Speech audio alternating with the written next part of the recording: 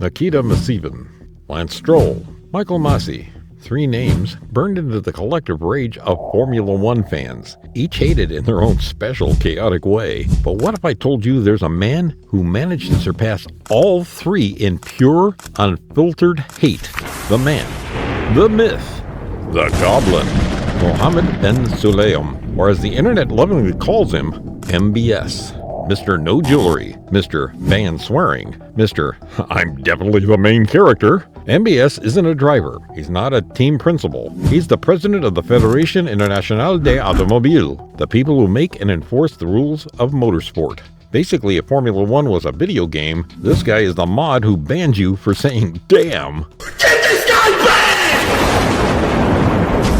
banned! And ever since he took power in 2021, MBS has turned F1 into his personal playground, banning things he doesn't like, firing people who disagree with him. Do it or you're fired! Man, you always say that. You're all talk, Benson. And cherry on top, threatening to ban drivers if they so much as say something he doesn't approve of. This man's reputation is so cooked that he once tried to win back fans by promising to consider bringing back B10s. That's not redemption, that's bait. And how did we get here? How did a guy most fans couldn't even pick out of a lineup suddenly become the most despised man in Formula One? Let's go back a little bit, because this isn't new. This man has been a clown for years. A lot of us can agree that the problems with MBS started the moment he took office in late 2021. But if you do even a little bit of digging, you'll find the warning signs were there all along. Let's rewind to 2009. MBS, not yet president but a significant figure at UAE Motorsport, is at a Renault F1 promotional event. He wasn't even supposed to drive the car, but after allegedly pressuring the team, reminding them of his glorious status as a 14-time Middle East rally champion, they relented. They gave him an empty stretch of road and a marvel of engineering. What could possibly go wrong?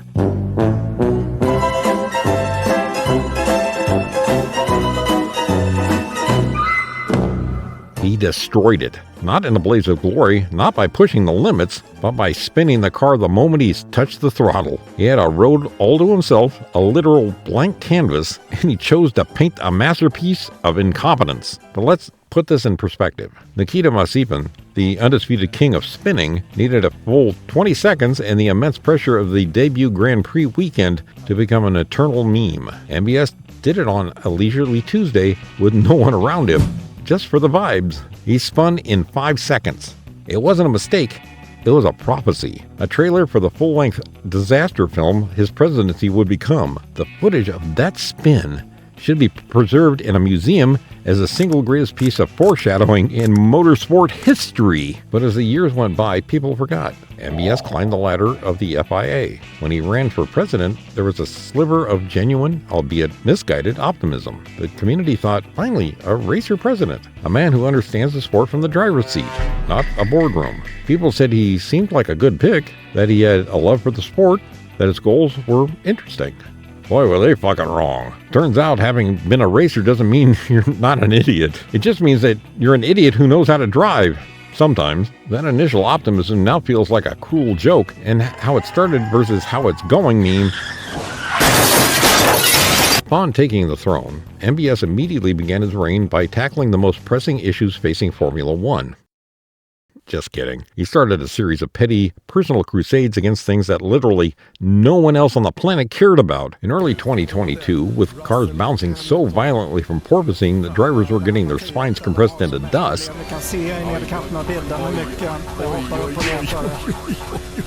MBS and the FIA decided to focus on the real danger: Lewis Hamilton's nose stud. Yes, while drivers were legitimately concerned about being able to see straight on the straights,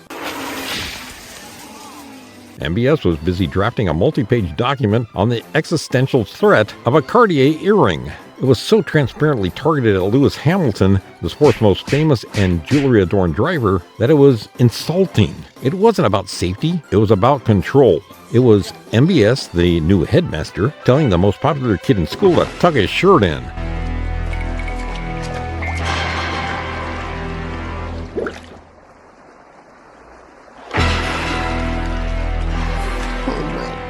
Next on the agenda was money. In October 2023, MBS announced that the maximum fine for drivers was being quadrupled from 250 euros to a staggering $1 million. For what? For crossing the track? For saying a bad word? I don't give a Just execution. The justification was that the old number was not a deterrent. Let's do some math. A rookie driver's salary can be around 1 million euros. So for one mistake, MBS believed it was fair to take away a driver's entire annual income. Even for Max Verstappen, who makes around 65 million a year, if he'd received these fines throughout his career, Man, is this guy blind? For f***ing sake, man! What the f***? he'd have to sell his private jet, his sim racing rig, and probably his own soul back to Helmut Marko just to cover a season's worth of penalties. He'd be working at a gas station on his days off. When George Russell, on behalf of the drivers, had the audacity to ask a very simple question, where is all this money going? He was met with a resounding silence.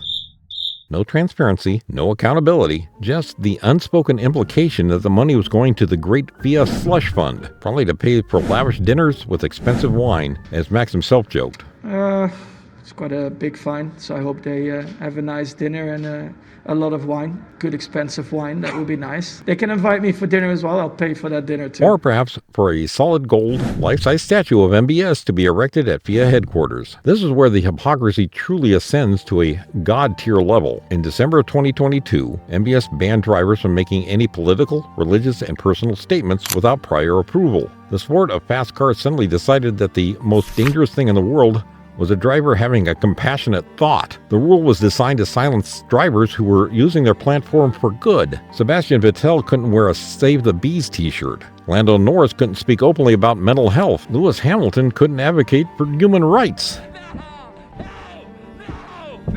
And where does F1 race? In countries like Abu Dhabi, a race MBS himself helped bring to the calendar, hence the Renault crash.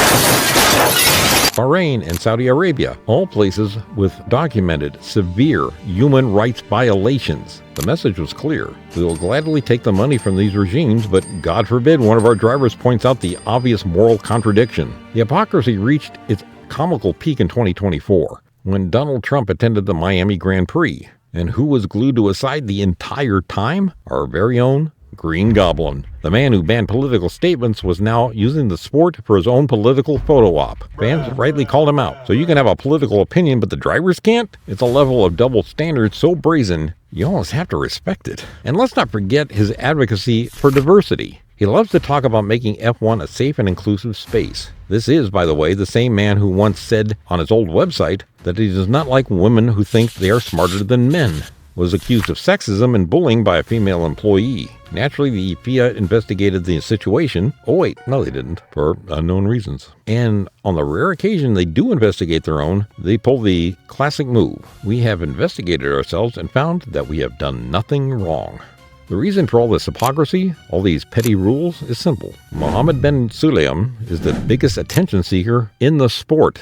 The man is pathologically obsessed with being the center of the universe. He tries so desperately to be the face of Formula One, and I just know that the fact that Lewis and Max are definitely more popular than he will ever be pisses him off to no end. That's why he's always beefing about them. His behavior at public events is a cringe fest of epic proportions. He clumsily tried to grab Oscar Piastri after a race, only for Oscar to thankfully reject him like a bad Tinder date. He got into a bizarre public argument with Stefano Domenicali during the FIA awards ceremony, trying to prove that a controversial moment in Japan wasn't the FIA's fault. And one thing you said about Japan, you said was controversial. No. The FIA was blamed for the points, but it was not the FIA which made the rules. It was the teams who made the rules, and we were... While the entire audience just wanted to die of secondhand embarrassment. He has a supernatural ability to make any topic about himself. There's a clip of him talking about helping young girls get into karting, a noble cause. But the pivot he pulls is so fast, it will give a Formula One car whiplash. He goes from let's help the youth to, I used to be a champion for 14 times in about 0.8 seconds. To drive a car, I used to be a champion for 14 times. And of course, he constantly dick rides celebrities. When he isn't attached to Trump's hip, he was trying to get a word in with every A-lister on the grid. He is the embarrassing uncle at a wedding who keeps trying to get in every photo and makes a weird, rambling speech that no one asked for. Of all his disastrous policies, none united the F1 world in pure, visceral rage, quite like the Holy War on swearing. In September 2024, Max Verstappen was fined and given community service for saying the word shit in a press conference. A few months later, Charles Leclerc got a $10,000 fine for the same crime. It was like, but luckily, sorry, oh no. Oh no, I don't want to join Max. The drivers, led by a magnificently badass Max who started taking interviews outside the press room to avoid being fined again, pushed back. The Grand Prix Drivers Association, GPDA, the drivers' union, formally protested. And the fans? They went nuclear. You know, you've momentarily fucked up when you have Team LH, the Orange Army, the Papaya Army, and Tifosi all stopping their eternal arguments about 2021 for 5 minutes to agree on one thing. That you're a prick! They gathered together like the fucking Avengers to jump his stupid ass on social media. But instead of listening, MBS doubled down. In early 2025, he announced that the FIA was considering a potential ban on broadcasting team radio due to swearing. This means we could lose iconic moments like, There's something loose between my legs, apart from the obvious. who in their fucking right mind thinks this is a good idea? The man wants to turn a sport of blood, sweat, and adrenaline into a G-rated Disney movie. Does the FIA expect a driver to just say this after a life-threatening 200-mile-an-hour crash? Oh my goodness gracious, I have just made contact with this wall.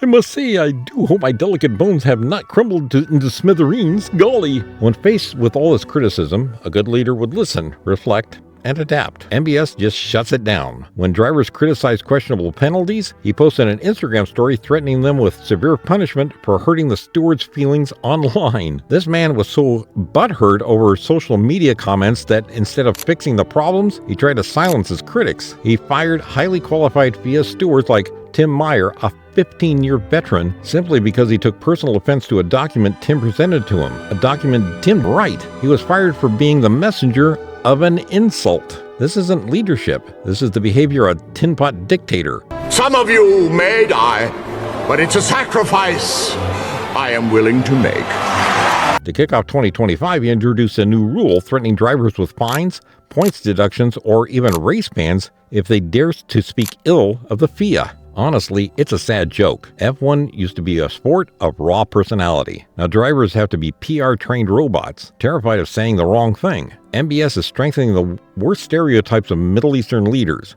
silencing critics, punishing dissent, and being completely unaccountable.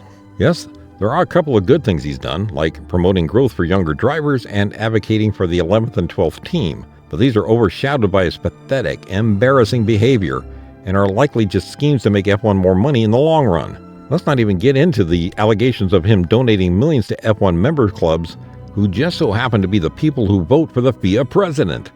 I'm sure that's not rigged at all. In a sport of engineering marvels, gladiatorial drivers, and brilliant strategists, the biggest obstacle to progress is the man in charge. So screw him. Sebastian Vettel for FIA president. Fernando Alonso for the head steward. Maximum penalty. Yeah.